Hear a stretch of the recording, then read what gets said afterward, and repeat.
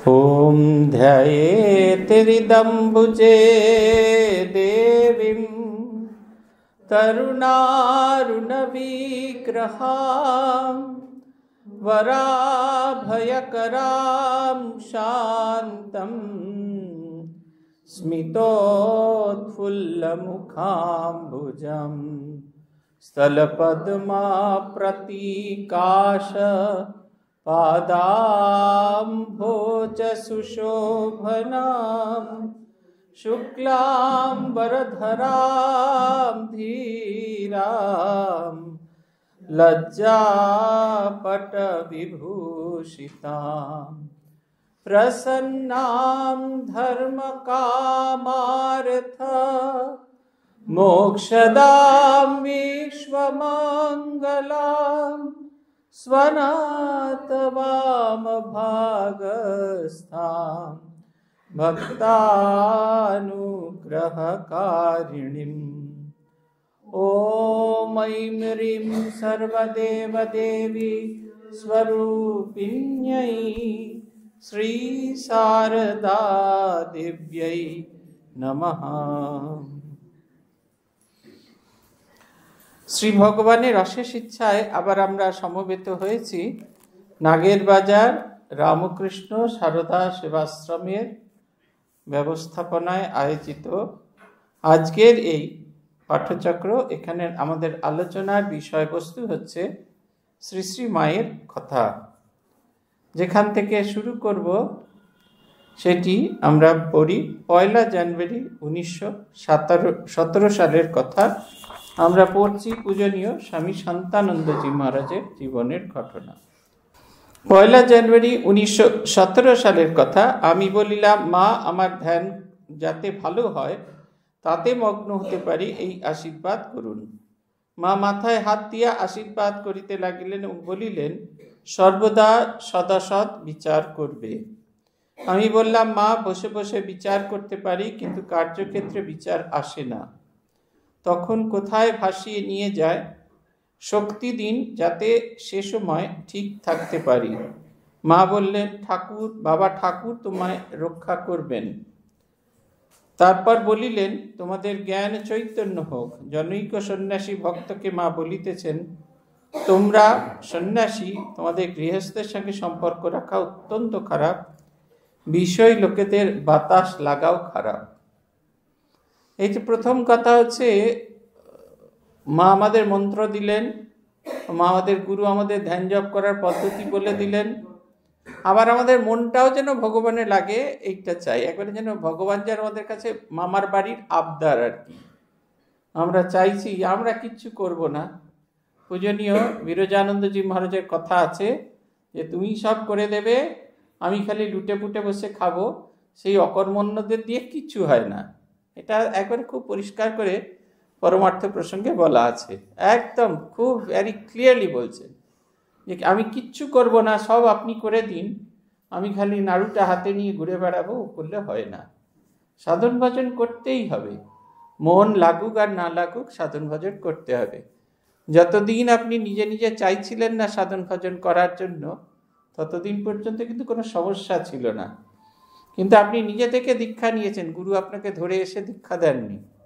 আপনি নিজে থেকে মনে করেছেন অন্যরকম একটা জীবনযাপন করবেন, তাই আপনি এই নতুন অন্যরকম জীবনযাপন করার পদ্ধতিতে এসেছেন। এরপরে যদি বলেন যে না আমার দ্বারা হবে না, বেশিরভাগ ক্ষেত্রে আমরা যা বলে থাকি, তাহলে কিন্তু তার চেয়ে দুঃখের আর কিচ্ছু হতে পারে না, হতেই পারে না। তার মানে আমরা এই পথেরই যোগ্য নই। বলছেন না, মা আমায় আমার ধ্যান যাতে ভালো হয় তাতে মগ্ন হয়ে যেতে পারি, এই আশীর্বাদ করুন। এইটা আশীর্বাদ। এই যেমন যারা অনলাইনে ক্লাস করেন, যারা রোজ দেরি করে আসেন তারা রোজ দেরি করে আসেন, এরকম নয় যে আজকে দেরি করে এসছেন অন্য দিন দেরি করেন না, তা নয়। কিন্তু যারা দেরি করেন তারা রোজ দেরি করেন, যারা আগে আসেন তারা রোজ আগে আসেন। ওদিকে কি আছে? ওদিকে কিছু আছে? ত্রিমূর্তি ওদিকে যে দর্শন করছেন, কি আছে ওদিকে? ওই দিদিমণি আসছেন, এটাই কথা। কিছুতেই আমরা আপনাতে নিজেদের মগ্ন থাকতে। ওই যে অন্যের কি হলো সেটা নিয়ে আমাদের এত চিন্তা, আর যখনই নিজের চিন্তা আসে তখন গুরুদেব আপনি আমাকে ব্যবস্থা করে দিন, আমার মন যেন ভগবানের মগ্ন হয়। মগ্ন হতে আমরা চাই না, তাই তো হয় না। সব কিছু পারি, রোজ সকাল সন্ধ্যে সিরিয়াল দেখতে পারি, রিপিট টেলিকাস্ট দেখতে পারি, কেউ বারণ করে না, কেউ কিছু বলে না। এক শুধু ভগবানের নাম করবার সময় আমি পারি না, আমি কিচ্ছু পারি না।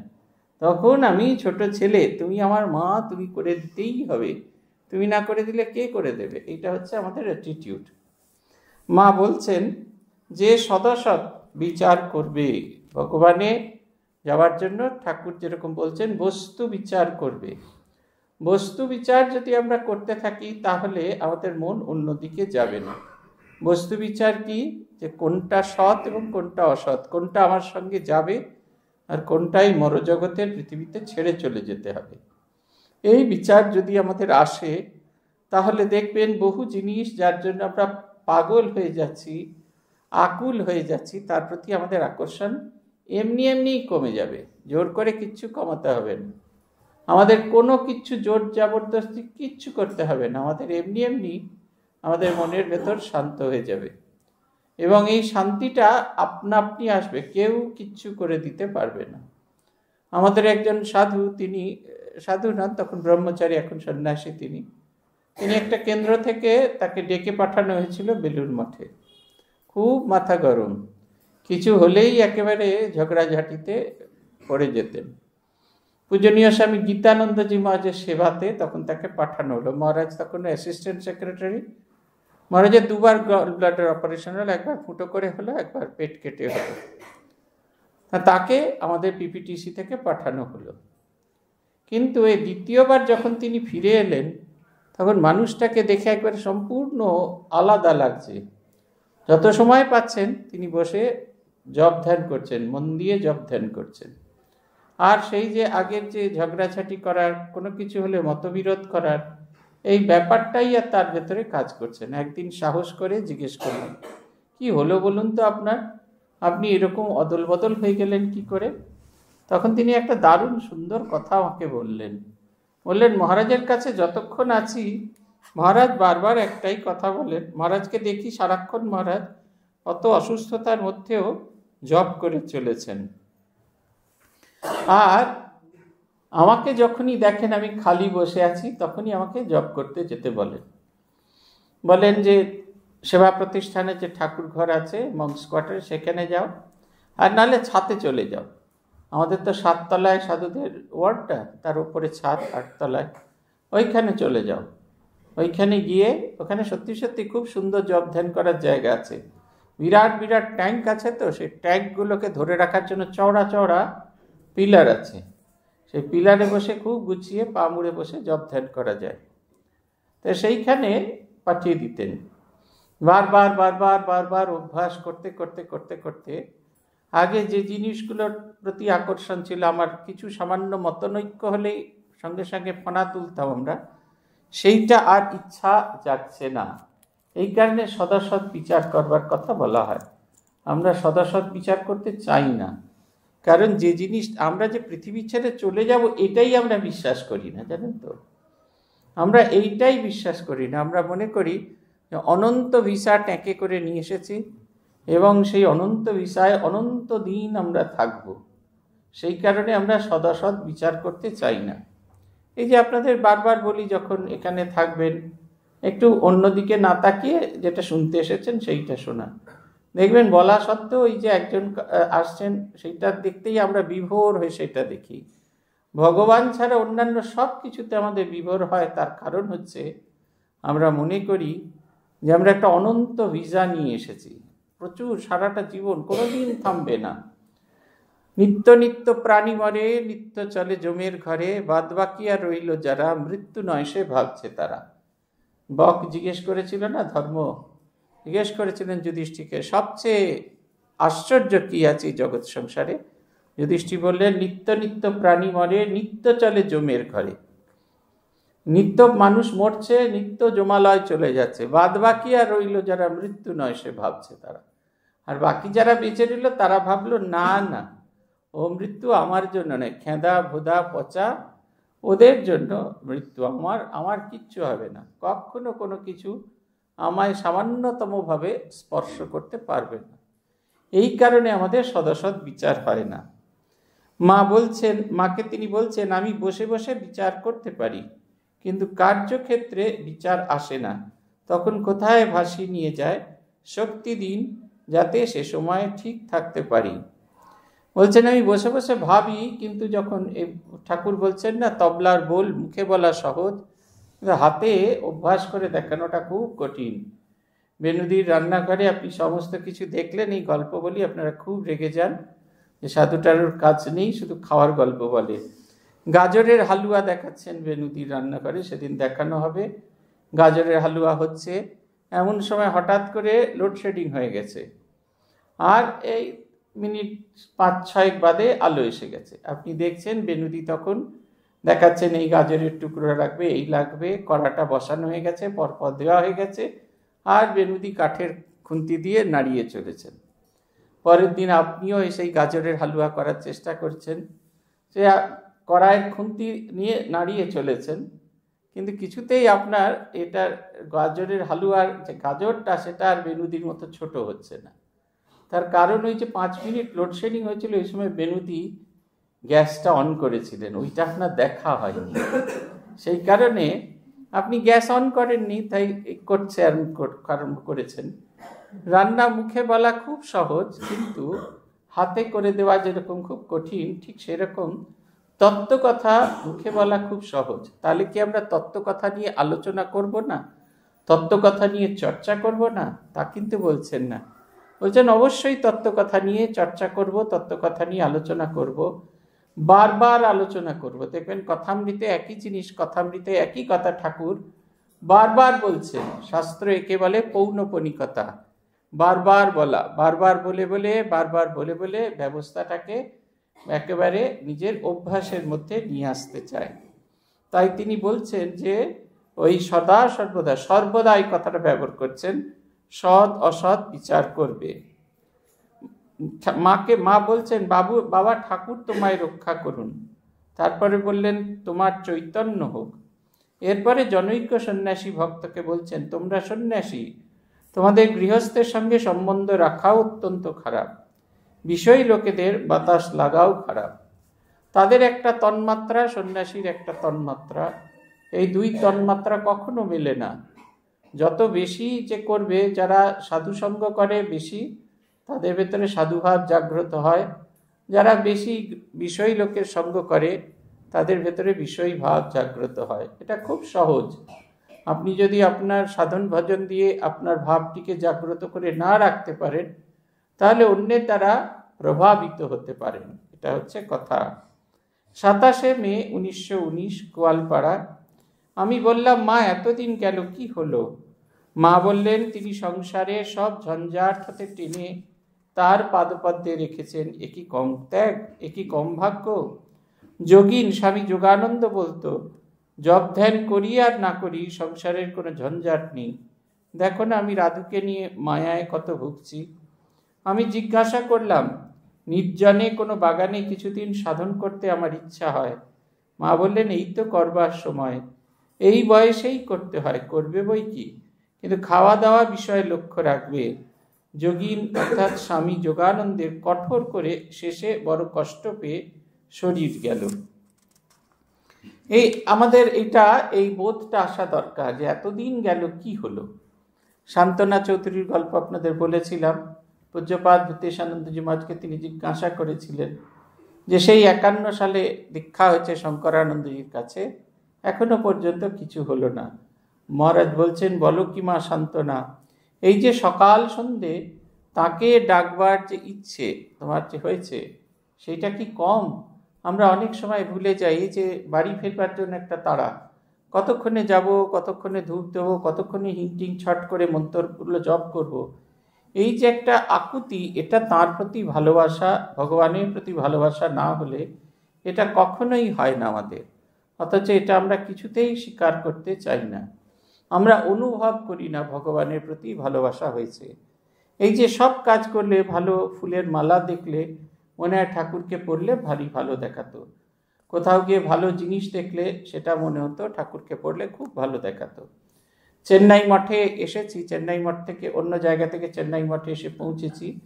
অটো এসে চেন্নাই মঠের সামনে দাঁড় করিয়ে দিয়েছে। চেন্নাই মাঠের বিপরীত দিকে দেখছি একজন অনেক গোলাপ ফুল নিয়ে বসেছেন, ছোট ছোট দেশি গোলাপ, অপূর্ব সুন্দর তার সৌরভ। আর সেই কাঁচ কলার, এই কলার যে ছিলা, তাই দিয়ে সেই গোলাপগুলোকে গাঁথিয়ে মোটা মালা পরানো হচ্ছে। এত ভালো লাগছে, মনে হচ্ছে ঠাকুরের জন্য কিনে নিয়ে গেলে খুব ভালো হতো। কাউকে জিজ্ঞেস না করে ওই মালা কিনে নিয়ে গেলাম। পূজারী মহারাজকে গিয়ে দেখালাম যে এখানে এরকম কলার ছিলা দিয়ে করছে, সুতো দিয়ে গাঁথা নয়, এই মালা কি পরানো হবে? উনি বললেন এখানে এই দিয়েই পরানো হয়, আর এই মালাটা ভারী ভালো, এর গোলাপগুলো ছোট ছোট, তাই ওয়েট কম, ঠাকুরকে পরাতে খুব সুবিধা হবে। সন্ধেবেলা যখন সন্ধ্যা আরতিতে গেছি, গিয়ে দেখছি ঠাকুর আমাদের দেওয়া সেই গোলাপ ফুলের মালাটি পরে আছেন, আনন্দে একদম ভরপুর হয়ে আছেন। এই যে তার বিষয় সব সময় চিন্তা করা, তার জন্যে চিন্তা করা, এটা একটা খুব বড় কাজ। এটা আমরা কখনো বুঝে উঠতে পারি না। বলছেন জপ ধ্যান করি না করি, যোগীন মহারাজের কথা, সংসারের কোনো ঝঞ্ঝাট নেই, এই নির্ঝঞ্ঝাট হওয়ার চেষ্টা করবেন। শরীর চলছে না, বইছে না, অথচ আমাকে বলে গেল না, আমাকে বললে আমি কি বাধা দিতাম, এই যে আমাদের মনের একটা ধারণা, এগুলো থেকে যত মুক্ত হতে পারেন তত ভালো। সংসার আপনাকে ছাড়া একবারে গড়গড়িয়ে চলছে, এই ভাবনাটা সবসময় মনের মধ্যে রাখতে হবে। দেখবেন সংসার বন্ধন থেকে আপনি মুক্ত হতে পারছেন। আমাদের সব সময় মনে হয় আমি চলে গেলে এদের কে দেখবে, আপনি মরে গেলেও এদের সবাই দেখবে। এক্ষুনি আপনি যদি মরে যান, সংসার এইরকম গড়গড়িয়ে চলবে, আর 2-4টে বাৎসরিক শ্রাদ্ধ অবধি মনে রাখবে, তারপরে বলবে কি শয়তান ছিল, কি পাজি ছিল, সব দুঃস্মৃতিগুলো কাজ করতে থাকবে। অতএব এই যে সংসার, এই সংসার থেকে যতটা মন তুলতে পারবেন ততটা ভালো। সাধন ভজন করার কথা বলছেন, উৎসাহ দিচ্ছেন, এই তো করবার সময়, এই বয়সেই করবে বই কি, কিন্তু খাওয়া দাওয়ার বিষয়ে লক্ষ্য রাখবো। আমরা অনেক সময় খাওয়া দাওয়াতে অনাগ্রহ করার ফলে শরীর আমাদের ভেঙে যায়, আর শরীর ভেঙে গেলে তা দিয়ে সংসার ধর্মও হয় না, তা দিয়ে ধর্মজীবনও যাপন করা যায় না। 29শে মে 1919 সালের ঘটনা, কোয়ালপাড়ায়। আমি বললাম অমুক বাবু আর মঠে আসেন না, আপনার বাড়িতেও আসেন না, তার কেন এরূপ হলো? মা বললেন, হ্যাঁ, আমি যখন কলকাতায় ছিলাম তখনও আমার কাছে আসতো না। আমি বললাম এতদিনের পুরনো ভক্ত, কেন এরূপ হলো? মা বললেন সব কর্মফল, অনেক জন্মের কর্ম ছিল, শেষে আর থাকতে পারলেন না। যে কটা ঢেউ আছে সব কেটে যাবে, তো এক জন্মেই যে মুক্তি হবে। আমি বললাম তাঁর ইচ্ছায় যদি সব হচ্ছে, তবে তিনি কাটিয়ে দেন না কেন? মা বলছেন তার ইচ্ছা হলে তিনি সব কাটিয়ে দিতে পারেন, দেখো না কর্মের ফল তাকেও ভোগ করতে হয়েছে। ঠাকুরের বড় ভাই রামকুমার বিকারের সময় জল খাচ্ছিলেন, ঠাকুর তার হাত থেকে গ্লাসটা টেনে নেন, তাতে তিনি অসন্তুষ্ট হয়ে বলেছিলেন, তুই যেমন আমায় জল খেতে দিলি না, তুইও তেমনি শেষ সময় কিছু খেতে পাবি না। ঠাকুর বললেন, দাদা, আমি তো তোমার ভালোর জন্য করেছি, তুমি আমায় শাপ দিলে। তাতে তিনি কেঁদে বললেন, ভাই, কেন আমার মুখ হতে এমন কথা বেরোলো জানি না, দেখো অসুখের সময় তাকেও কর্মফল ভোগ করতে হয়েছে, কোনো জিনিস খেতে পারতেন না, এরও অনেক জন্মের সংস্কারের ফলে এরূপ হয়েছে, দেখো না। আর কি কথা, মানে আসুর কি হলো, কোথা হতে যে কি হয় বুঝতে পারা খুব মুশকিল। সাধন জীবন সম্পর্কে বলা হচ্ছে, সাধন পথ এমন একটা পথ, এমন একটা ব্লেডের ওপর দিয়ে হেঁটে যাওয়া, যে ব্লেডের দুদিকেই ধার আছে, একটু এপাশ ওপাশ করলেই আপনার হাত পা কেটে যাবে, তাই একেবারে মাঝখান দিয়ে যেতে হয়। আপনারা যারা স্বর্গারোহিণী যাননি বা হিমালয়ের পথে পথেতে স্বর্গারোহিণীর বর্ণনা শুনেছেন, তা আপনারা দেখতে পারেন, জানতে পারেন, সেখানে একটি পথের কথা বলা হচ্ছে, সেটিকে বলা হচ্ছে গিরিশিরা। গিরিশিরা মানে আমাদের স্পাইনাল কর্ড যেরকম থাকে ঠিক সেই রকম পাহাড়ের মধ্যে রাস্তা, এই ঠিক দুটি গভীর খাত, আর মাঝখান দিয়ে রাস্তা চলতে থাকে। রাস্তায় যদি আপনি এতটুকু এপাশ ওপাশ হয়ে যান, সোজা খাদে পড়ে যাবেন, তাই আপনাকে খুব সাবধানে চলতে হয়। আপনি যেরকম নাচন কাদন করা জীবন যাপন করছিলেন, তখন এসব নিয়ে আপনার কোনো ভাবনা চিন্তা করার দরকার ছিল না, কিন্তু যখন ভগবানকে চাইবেন বলে ঠিক করে রেখেছেন, তখন কিন্তু একটু অন্য রকমের জীবনযাপন আপনাকে করতেই হবে। এবং যদি সেই অন্য রকমের জীবনযাপন আপনি না করতে পারেন, তাহলে কিন্তু আপনার ভীষণ কষ্ট হবে। এটা একেবারে খুব ভীষণ রকমের, খুব সাবধানে সাধন ভজন করার সময় খুব সাবধানে সাধন ভজন করতে হয়। সাবধানে যদি সাধন ভজন না করা হয়, তাহলে কর্মফল ভুগতে হয়। আশুর কথা বলছেন। আশুতোষ মহারাজ দীর্ঘদিন ত্রিগুণাতীতানন্দজি মহারাজের ছোট ভাই। হলুদ গুদামওয়ালা বাড়িতে মা যখন থাকতেন, সেই সময় থেকে তিনি মায়ের সেবা করছেন। কিন্তু পরবর্তীকালে অহংকার, সাধনের অহংকার তার এত তীব্র হয়ে গেল যে তখন তিনি তার পথ থেকে সরে গেলেন। ফলে তাকে সঙ্ঘ ত্যাগ করে বেরিয়ে যেতে হলো। তিনি বিবাহ করেছিলেন, তার একটা সুন্দর ছবি, মানে তুলিতে আঁকা ছবি নয়, শব্দ দিয়ে আঁকা একটা ছবি আছে স্বামী অশেষানন্দজি মহারাজের স্মৃতি কথায়। স্বামী শারদানন্দজির মহাপ্রয়াণ ঘটেছে, সবাই শোকে মুহ্যমান। আর এই সংবাদ শুনে একজন হাপুস নয়নে কেঁদে চলেছেন। মায়ের বাড়ির যে বাইরের যে ইয়েটা আছে, ওই বসার জন্য যে জায়গাগুলো ছিল, যেটা এখন গ্রিল দিয়ে ঘিরে দেওয়া হয়েছে, সেইখানে একজন কাঁদছেন হাপুস নয়নে। তার সারা গা ভর্তি পানি বসন্তের দাগ। পানি বসন্ত হয়েছে বলে তিনি ওপরে উঠতে পারছেন না, তিনি কাঁদছেন। কারণ তিনি তো সারাটা জীবন অন্য কোনো রকম কোনো জীবিকাই অর্জন করেননি। ফলে স্বামী শারদানন্দজি তার সংসারের যাবতীয় খরচ প্রতিপালন করতেন। দুইটো মেয়ে ছিল তার। দেখুন, যার সন্ন্যাসে আশ্রমে আসার কথা ছিল, তার কোনো রকম অবস্থা কীরকম হলো। এটা অনেক সময় অনেকের হয়। আমাদের মায়াবতী আশ্রমে একজন স্বামীজি ছিলেন, তিনি খুব সাধন ভজন সম্পর্কে তার খুব অহংকার ছিল।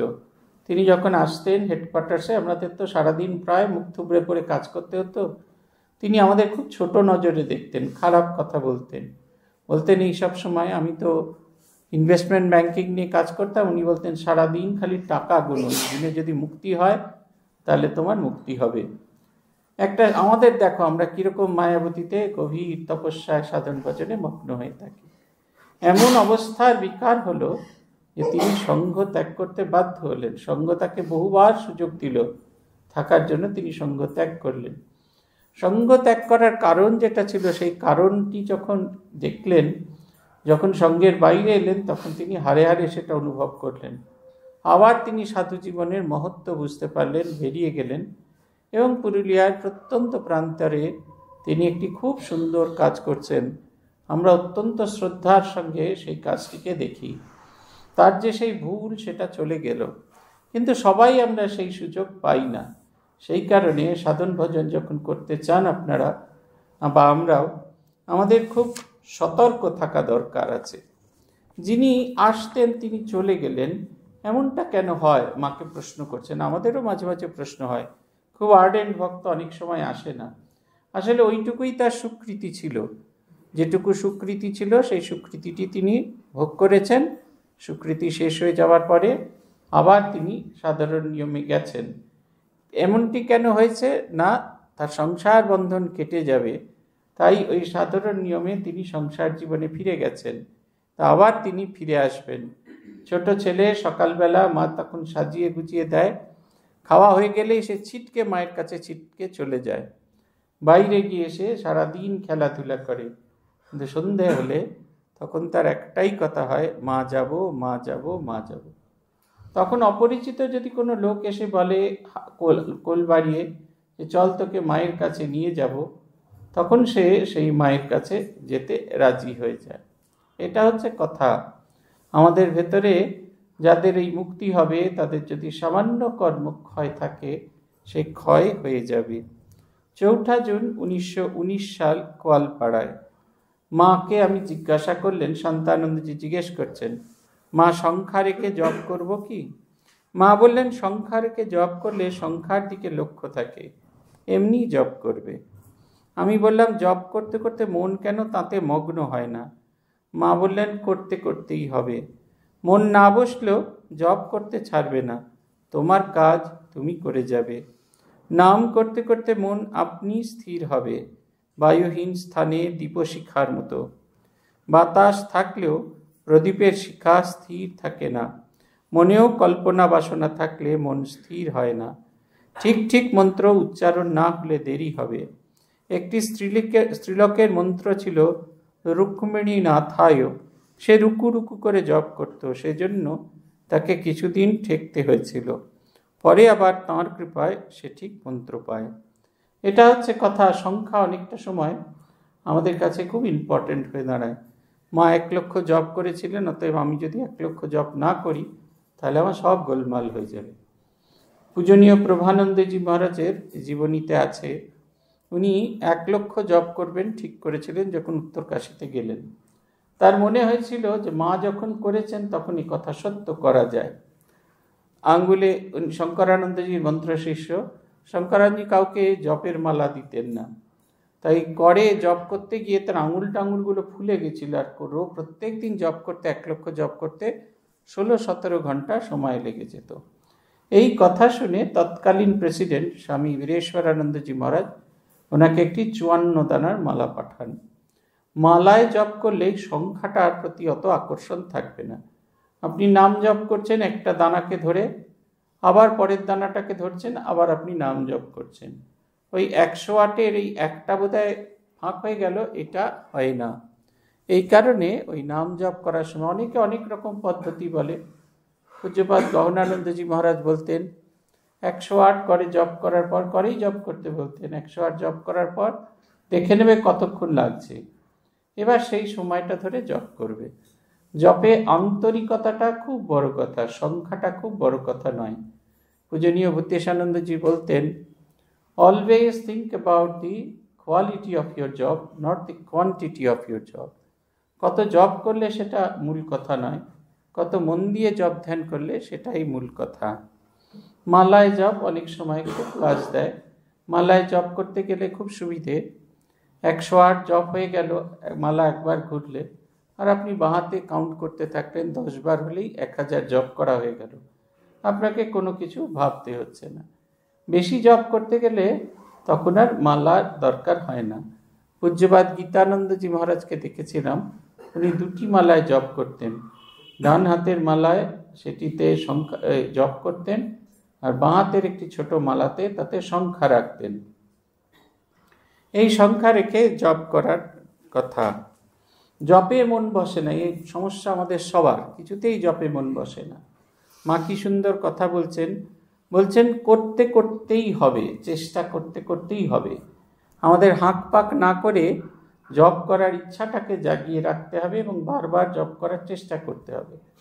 আমাকে সেদিনকে একজন বলছিলেন যে এই দীক্ষা নিয়েছি, কিছুতেই জপে মন বসে না।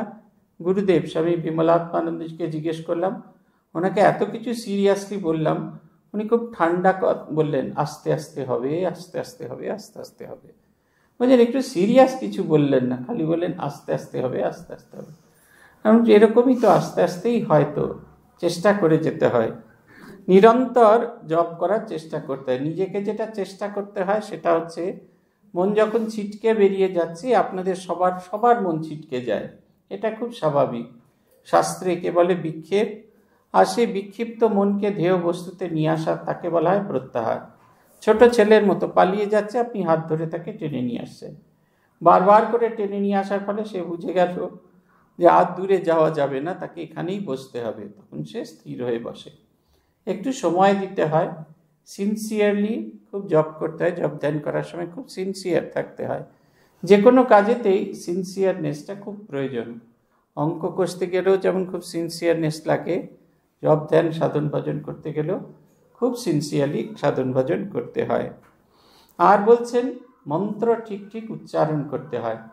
আমাদের গুরুরা মন্ত্র শুনে নেন, আমরা যেটা শুনি না সেটা হচ্ছে গুরুর গলার আওয়াজ। গুরু কেমন করে মন্ত্র উচ্চারণ করছেন সেটা আমরা ভালো করে শুনি না।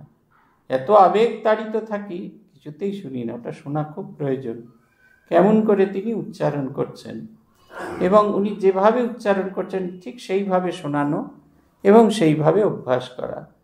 মন্ত্র যদি ঠিক ঠিক মতো না উচ্চারিত হয় তাহলে সবসময় কাজ করে না, মন্ত্র দেরি হয়। মা বলছেন কারুর মন্ত্র ছিল রুক্মিণী নাথায়, সে রুকু রুকু করতো, তাই তার রুকু রুকু একটু রুক্ষে তার সাধন ভজন হলো। স্বামী শান্তানন্দজির শেষ স্মৃতিকথা। কিছুদিন হলো আসন অভ্যাস করেছি শরীর ভালো থাকবার জন্য। এই আসন অভ্যাস করলে হজম হয় ও ব্রহ্মচর্যে সহায়তা হয়। মা বললেন, শরীরের দিকে পাছে মন যায়, আবার ছেড়ে দিলেও পাছে শরীর খারাপ হয়, এই বুঝে করবে। আমি বললাম, আমি 5-10 মিনিট করি ভালো হজম হবার জন্য। মা বললেন, তা করবে। কোনো ব্যায়াম করে ছেড়ে দিলে শরীর খারাপ হয়, তাই বলছিলাম। আশীর্বাদ করি বাবা, চৈতন্য হোক। এই আসন অভ্যাস করা অনেকে অভ্যাস করেন শারীরিক সুস্থতার জন্য, কিন্তু আর অন্য কোনো রকম আসন প্রাণায়াম আমাদের করার দরকার নেই। আমাদের জগৎ সংসারে যা কিছু মন্ত্র আছে, সব কিছু মন্ত্র 3 ছন্দে ভাগ করা আছে। দেখবেন, ওম ভূর্ভুবস্ব তৎসবিতুর্বরেণ্যম ভর্গো দেবস্য ধীমহি ধিয়ো यो न প্রচোদয়াৎ ধিয়ো यो न প্রচোদয়াৎ। ওম। এই সব কটা 3 ছন্দে ভাগ করা আছে। কেন 3 ছন্দে ভাগ করা? আমাদের চলাফেরার সঙ্গে, মুভমেন্টের সঙ্গে এটা পেজটা করা আছে। সে গায়ত্রী হোক আর আপনার দীক্ষার মন্ত্র হোক, রামকৃষ্ণায় বিদ্মহে গদাধরায় ধীমহি তন্নো দেব প্রচোদয়াৎ। ওই যে মিটার ভাগ করা আছে, যদিও রামকৃষ্ণায় বিদ্মহে 2টি শব্দ, কিন্তু এটা 3টে মিটারে ভাগ করা। শ্রীরামকৃষ্ণকে আমি জানি, গদাধরায় ধীমহি, গদাধরকে আমি ধ্যান করি, তন্ন দেব প্রচোদয়াৎ, হে দেব আমার মনকে সেই দিকে প্রকৃষ্ট রূপে চালিত করো। শ্রীরামকৃষ্ণদেবের যে গায়ত্রী বা যে কোনো মন্ত্র 3 ছন্দে ভাগ করা আছে। এই 3 ছন্দে দেখবেন আমাদের নিজেদের মধ্যে অটোমেটিক্যালি পূরক হয়, কুম্ভক হয়, রেচক হয়, 3টে জিনিসই হয়। যেটা আমরা নাক টিপে এপাশ ওপাশ করার চেষ্টা করি, মন দিয়ে সাধন ভজন করলে এটা অবশ্যই হয়। আপনারা দেখবেন জপ করতে করতে মাঝে মাঝে আপনারা ফস করে একটু শ্বাস ফেলেন, এটা প্রায় সবার অভিজ্ঞতাই হয়। ওই ফস করে শ্বাস মানে আপনার কাছে পূরক হয়েছিল, এবার সেটা রেচক হয়ে বেরিয়ে গেল, উইদাউট নোয়িং। এই সাধন ভজনের পদ্ধতিটা উইদাউট নোয়িং আপনাকে ভালো দিকে নিয়ে যাবে।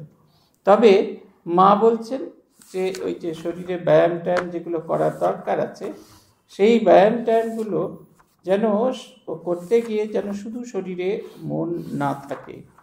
এই দেখি একজন ব্যায়ামবিদ তার বিয়ের ছবি দিচ্ছেন, বিয়েতে হবে, এই আজকে তিনি বিয়ের জন্য বাজার করতে গিয়ে যাবেন, কালকে তিনি সেই করবেন, পরশুদিন তিনি ওই করবেন, নানা রকমের ভিডিও শো করে যাচ্ছেন। প্রত্যেক দিন এমনি করে হাতটা করছেন, তার কতটা মাসল, কতটা কি, এগুলো নিয়ে তিনি বলে যাচ্ছেন। আমি খারাপ বলছি না, তিনি 6টা ডিম খাচ্ছেন, আমি খারাপ বলছি না, নিশ্চয়ই খাবেন, 6টা ডিম তো খাবেন, না খেলে কেমন করে হবে। 6টা ডিম তিনি খান, তাতে কোনো আপত্তি নেই, কিন্তু ওইটাই যেন সর্বস্ব না হয়।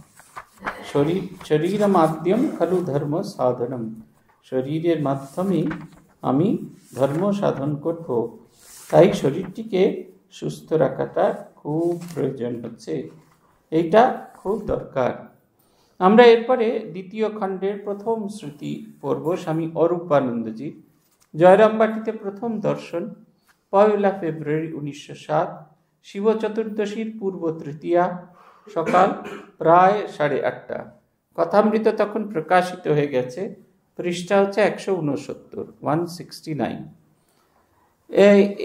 তখন কথামৃত প্রকাশিত হয়ে গেছে। কথামৃতের এই ভাবটি যে একটু একটু করে মানুষের মধ্যে জাগছে, এটা এখানে বোঝা যায়। বরদা মামা আসিয়া সংবাদ দিলেন, মা ডাকছেন। বাড়ির মধ্যে গিয়া দেখি মা তাহার ঘরের ভিতরে দুয়ারে দাঁড়াইয়া অপেক্ষা করছেন। প্রণাম করতেই জিজ্ঞাসা করিলেন, কোথা থেকে এসেছ? আমি জেলার নাম বললাম। মা বললেন, এখন বুঝি ঠাকুরের কথা নিয়েই আছো? আমি ওই কথার কোনো উত্তর দিলাম না, যেন পূর্ব পরিচিতের নয় কথাবার্তা। সেই সস্নেহ দৃষ্টি আমার এখনো মনে পড়িতেছে। মা বললেন, তুমি কায়স্থ? আমার সব শরীর কিন্তু শীতকাল বলিয়া র্যাপারে ঢাকা। আমি বললাম, হ্যাঁ। মা বললেন, তোমরা কয়টি ভাই? আমি বললাম, 4 ভাই। মা বললেন, বসো, জল খাও। এই বলিয়া নিজের বারান্দায় আসন পাতিয়া দিয়া রাত্রিরের প্রসাদী লুচি ও গুড় একটি বাটিতে করিয়া আনিয়া দিলেন। পূর্বদিন তারকেশ্বর হইতে হাঁটিয়া গিয়াছি। সন্ধ্যায় দেশরাজ জয়রামবাটির উত্তর পূর্ব গ্রামে পৌঁছই। সেখানে দেশরার একটি ছেলে, গোবিন্দ রায়ের বড় ছেলে, তার সঙ্গে হরিপাল স্টেশনে আলাপ হয়। রাত্রিতে তাদের বাড়িতে ছিলাম। মা এইসব শুনিলেন ও আমার খাওয়ার পর বললেন, স্নান করো না, অনেক পথ হেঁটে এসেছ। পান দিলেন। মধ্যাহ্নে ঠাকুরের ভোগ হইতেই আমাকে ডাকাইলেন এবং প্রথমেই খাইতে দিলেন। নিজে শালপাতায় ভাত তরকারি সব বাড়িয়া দিয়া গেলেন। আমি মায়ের ঘরের বারান্দায় বসিয়া খাইতেছি। মা খাওয়ার সময় বলিলেন, পেট ভরিয়া খেও জানো। খাওয়ার পর পান দিলেন। বৈকালে 3টা-4টার সময় বাড়ির মধ্যে গিয়া দেখি মা ময়দা মাখিতেছেন। এই হচ্ছে আদ্যাশক্তি মহামায়ের সঙ্গে দেখা করতে গেছেন। দেখবেন আমার আপনার মায়ের সাথে কোথাও কোনো ফারাক নেই, একই রকম ব্যাপার রয়েছে। মা তাকে ডেকে ডাকছেন এবং শুধু কথাবার্তা বলছেন না, একেবারে পূর্ব পরিচিতের মতো, যেন কতদিন ধরে তাকে চেনেন, কত বছর ধরে তার সাথে সম্পর্ক। এইটি হচ্ছে কথা। এই অদ্ভুত একটা পূর্ব পরিচিতের মধ্যে সম্পর্ক আছে। তার সারা গায়ে ঢাকা, কিন্তু তিনি, মা বলছেন, এটা অন্তর্জামিত্ব। এত কিছুর মধ্যে তুমি কায়স্থ। মা জানেন না ইনি ব্রাহ্মণ কি ক্ষত্রিয় কি বৈশ্য, কিন্তু তাকে দেখে বলছেন তুমি কায়স্থ। এরম জিনিস আমি অন্যান্যদেরও দেখেছি। পরম পূজনীয় আত্মস্থানন্দজি মহারাজ মন্ত্র দীক্ষা দিতে বারাসাত মঠে এসেছেন। একজন ভদ্রমহিলা, তিনি মন্ত্র দীক্ষা নেবেন, তার স্বামী দীক্ষা নেবেন না। তার স্বামী পেশায় বদ্যি, মানে ডাক্তার। আমরা কিন্তু জানতুম না এই ব্যাপারটা, এমনকি তার ফর্মেও ওই কথাটা লেখা নেই। অনেক সময় আমরা লিখি না ডক্টর অমুক চন্দ্র অমুক, এসবও লেখা নেই। মহারাজ তার ফর্মও দেখেননি। মহারাজ প্রাইভেট ইন্টারভিউতে ডেকে পাঠিয়েছেন। ভদ্রমহিলা এলেন, বসা মাত্র যেরকম ছোট মেয়ে আবদার করেন ঠিক সেরকমভাবে বললেন, আমি এসব কিচ্ছু জানি না, ওকে রাজি করার দায়িত্ব আপনার, নাহলে আমার কিন্তু দীক্ষা হওয়া চাই। ভদ্রলোক দাঁড়িয়ে আছেন। আগের দিন তিনি তর্জন গর্জন করছিলেন, কোনোভাবেই দীক্ষা নেবেন না।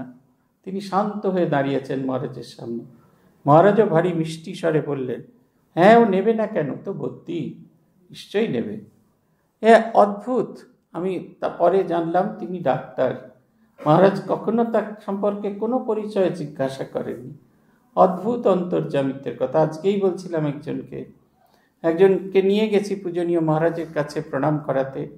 দীক্ষার দিন তার, দীক্ষার দিনে সব জিনিসপত্র সমস্ত কিছু দেবেন। তিনি পূজনীয় স্বামী গহনানন্দজির কাছে মন্ত্র দীক্ষা পেয়েছেন। মহারাজকে বলছেন, মহারাজ বলছেন, আমাকে কেন সব দিচ্ছ? বললেন, আজকে আমার দীক্ষার দিন। মহারাজ জিজ্ঞেস করেন, তুই আমার কাছে দীক্ষা নিয়েছিলি? উনি বললেন, না, আমি গহনানন্দজির কাছে দীক্ষা। তাহলে আমাকে কেন দিচ্ছিস? তো উনি বললেন যে আপনি প্রেসিডেন্ট, তাই। উনি সব জিনিসপত্রগুলো নিলেন। দক্ষিণাটা যেরকম ওনার স্বভাব ছিল সেটা পকেটের মধ্যে রাখলেন। সেই যারা নিডি লোক ঠিক আছে মহারাজ জানেন, তারা আসবে, তাদের হাতে তুলে দেবেন। তারপরে যে প্রণামীটা, যে দক্ষিণাটা যে প্যাকেটে করে দেওয়া হয়েছিল, সেই খালি প্যাকেটের মধ্যে উনি ওনার ট্রে থেকে লজেন্স নিচ্ছেন। লজেন্স নিয়ে ভরেছেন, তারপর দড়িটা দিয়ে আটকাচ্ছেন। ছেলেটা প্রণাম করে যেই মাথা তুলেছে, ওর হাতে দিতে দিতে বলছেন, আর বিয়ে করবি? তখন সে বলছে, না, আর বিয়ে করব না। অথচ এটাই কিন্তু তার জীবনের একমাত্র সমস্যা। যেদিন থেকে তার বিয়ে হয়েছে, বিয়ে নিয়েই তার সমস্যা, বিবাহ বিচ্ছেদ নিয়ে তার সমস্যা। পূজ্যপাদ মহারাজ তাকে কোনো দিন দেখেননি, সেদিন প্রথম দেখছেন। অদ্ভুত অন্তর্জামিত্ব আমরা দেখেছি।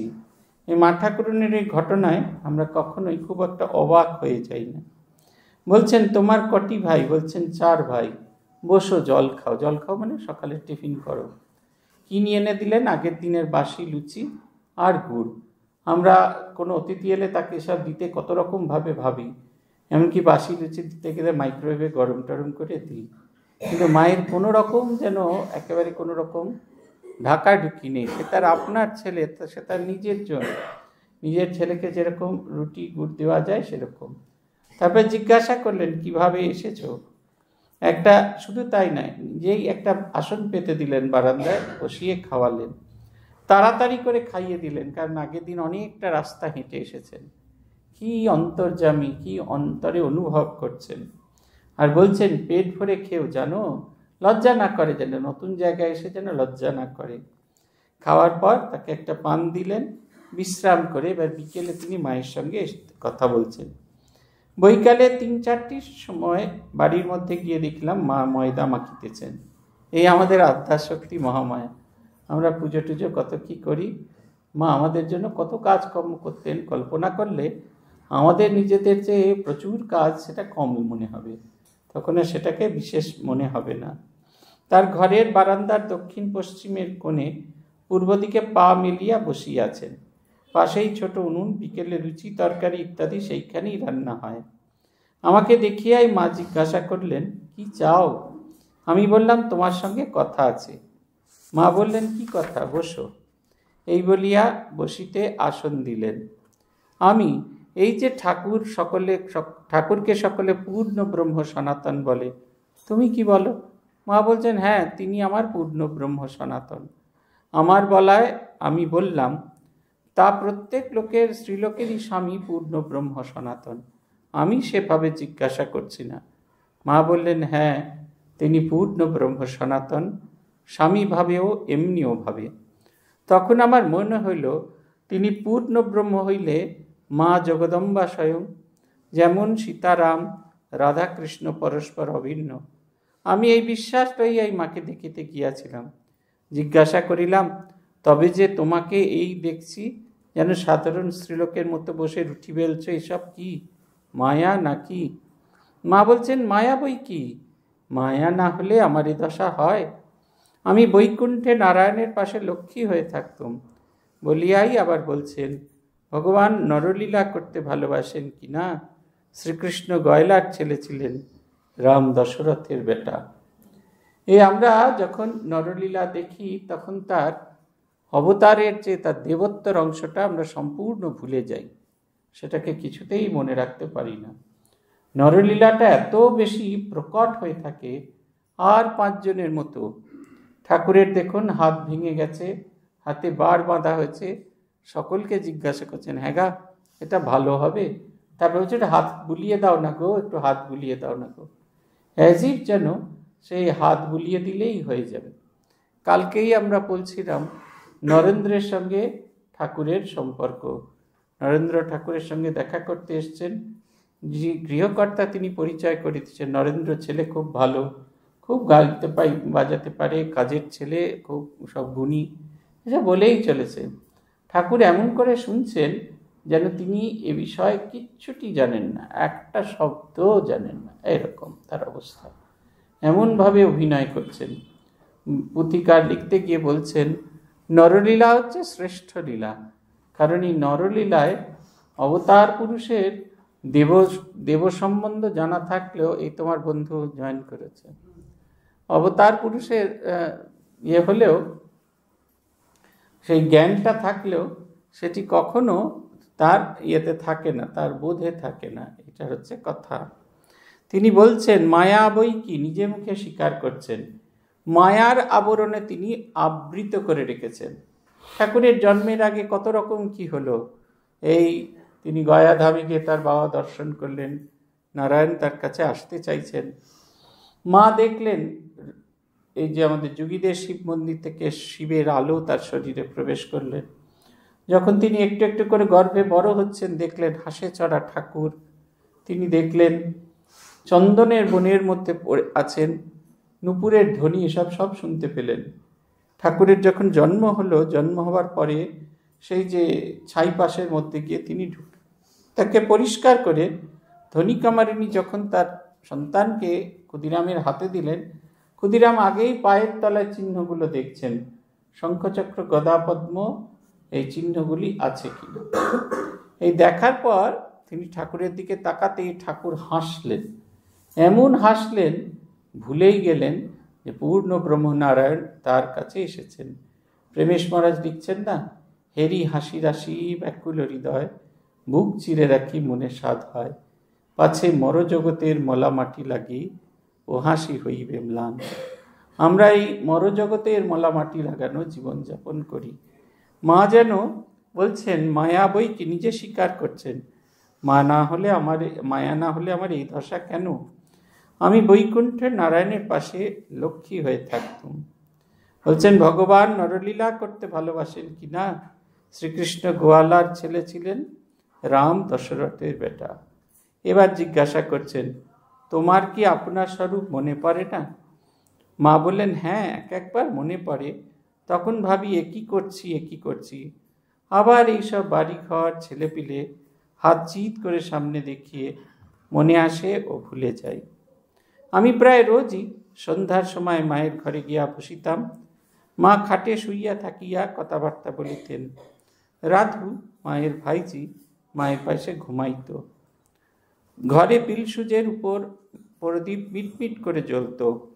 কোনো কোনো ঝিকে মায়ের পায়ে বাতের তেল মালিশ করতে দেখতাম।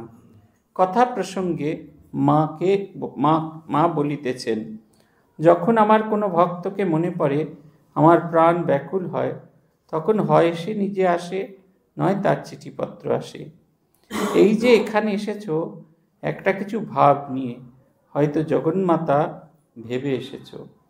এই যে একটা ভাব নিয়ে আমরা মায়ের কাছে যাই, সেখানে গিয়ে আমাদের হিসেব গোলমাল হয়ে যায়, সেটা অন্য কথা, কিন্তু একটা ভাব নিয়ে আমরা যাই।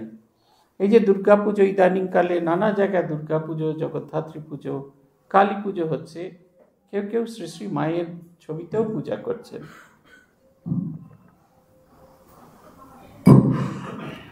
তাদের এতটুকু সমস্যা তৈরি হয় না, কারণ তারা শ্রী শ্রী মাকে ওই রূপে দর্শন করেন, ওইভাবে দর্শন করেন যেমন তিনি আমাদের মা, আবার তিনি সেই আদ্যার শক্তি মহামায়া। মা নিজে বলছেন, এইখানে যে এসেছো কিছু একটা ভাব নিয়ে। পাদটিকায় আছে, শ্রী শ্রীমা নিজের সম্বন্ধে কদাচিৎ এই ভাবের কথা বলতেন। পরে শিবু দাদার মুখে শুনিয়াছি, ঠাকুরের দেহত্যাগের পর একবার মা কামারপুকুর হইতে জয়রামবাটি আসিতেছিলেন। সঙ্গে শিবু দাদা তখন ছেলে মানুষ, কাপড়ের পুঁটুলি লইয়া। জয়রামবাটির প্রায় কাছে মাঠের মধ্যে শিবু দাদা হঠাৎ কিরূপ মনে হওয়ায় দাঁড়াইয়া পড়েন। মা কিছু দূর আসিয়া পিছনে কারো পায়ের শব্দ শুনিতে না পাইয়া ফিরিয়া দেখেন শিবুদা দাঁড়াইয়া রহিয়াছেন। মা বলিলেন, ও কি রে শিবু, এগিয়ে আয়। শিবু দাদা বললেন, একটা কথা বলতে পারো? তাহলে আসতে পারি। মা বললেন, কি কথা? শিবু দাদা বললেন, তুমি কে বলতে পারো? মা বললেন, আমি কে? আমি তোর খুড়ি। শিবু দাদা বলছেন, তবে যাও, ওই তো বাড়ি কাছে এসেছ, আমি আর যাব না। এদিকে বেলা শেষ হয়েছে। মা বললেন, দেখ দেখি, আমি আবার কে? আমি মানুষ, তোর খুড়ি। শিবু দাদা বললেন, বেশ তো, তুমি যাও না। শিবু দাদাকে না যাইতে দেখিয়া মা শেষে বলিলেন, লোকে বলে কালী। শিবু দাদা বললেন, কালী তো ঠিক? মা বললেন, হ্যাঁ। শিবু দাদা বললেন, তবে চলো, বলিয়াই সঙ্গে সঙ্গে জয়রামবাটিতে চলিলেন। এই স্বরূপকে প্রত্যক্ষ করার ব্যাপারটা সবসময় হয়ে ওঠেনি। যখন তিনি আসছেন জয়রামবাটি থেকে দক্ষিণেশ্বরে আসছেন, পথে খুব জ্বর হয়েছে, লজ্জা সরম বিরহিতা হয়ে চটিতে পড়ে আছেন। দেখলেন একজন কুচকুচে কালো মেয়ে পা ভর্তি ধুলো নিয়ে এসেছেন। এত সুন্দর তার রূপ, তাকে দেখে ভীষণ আনন্দ হচ্ছে। মা জিজ্ঞাসা করলেন, ও মা, তোমাকে কেউ পা ধোয়ার জল দেয়নি? তুমি কোথা থেকে এসেছো? তিনি বললেন, আমি দক্ষিণেশ্বর থেকে এসেছি। মা তখন বললেন, দক্ষিণেশ্বর? আমি ভেবেছিলাম সেখানে যাব, তার সেবা করব। মাকে তখন তিনি বললেন, হ্যাঁ, এই তুমি সেবা করবে বলেই তো তাকে সেখানে আটকে রেখেছি। আমার স্বামীর ওপর কেউ অধিকার ফলাচ্ছে, এটা আমরা কেউ চাই না। সেই কারণে কিছুতেই তিনি আর নিজের ইয়েকে সামলাতে পারলেন না। বলছেন, তুমি আমাদের কে হও গা? বললেন, আমি তোমার বোন হই। দেখুন, প্রথম হচ্ছে জগন্মাতার সঙ্গে তাঁর, আমরা বোন মানে একই শরীরের দুটো অংশ, একই মায়ের থেকে দুটো অংশ। এটা হচ্ছে প্রথম ঘটনা। দ্বিতীয় ঘটনা, তিনি পদসংবাহন করছেন ঠাকুরকে জিজ্ঞেস করছেন, আমাকে তোমার কি বলে বোধ হয়? তিনি বললেন, যে মা মন্দিরে আছেন, যে মা এই শরীরের জন্ম দিয়েছেন, ইদানিং ওই নওবতখানায় আছেন, আর যে মা পা টিপছেন তাদের এক বলে মনে হয়, সাক্ষাৎ আনন্দময়ী বলে মনে হয়। এটা হচ্ছে ঠাকুরের সার্টিফিকেট। 3 নম্বর হচ্ছে, ঠাকুরের যখন শরীর চলে গেল, শরীর চলে যাওয়ার আগে একদিন মা দেখলেন মা কালী ঘাড় কাত করে রয়েছেন। তখন তিনি বলছেন যে মা গো, ওরকম ঘাড় কাত করে আছো কেন? কালী ইশারায় বললেন, ঠাকুরের গলায় ঘা হয়েছে, তাই তার গলাতেও ঘা হয়েছে। ঠাকুরকে তিনি কি দৃষ্টি দিয়ে দেখতেন? ঠাকুর তাকে জগদম্বা দেখছেন, আবার তিনিও ঠাকুরকে জগদম্বা দর্শন করছেন। ঠাকুরের শরীর চলে গেল, অমন লজ্জাশীলা মা ঠাকুরকে জড়িয়ে ধরে কাঁদছেন আর বলছেন, মা কালী গো, কোন দোষে আমাকে ছেড়ে চলে গেলে?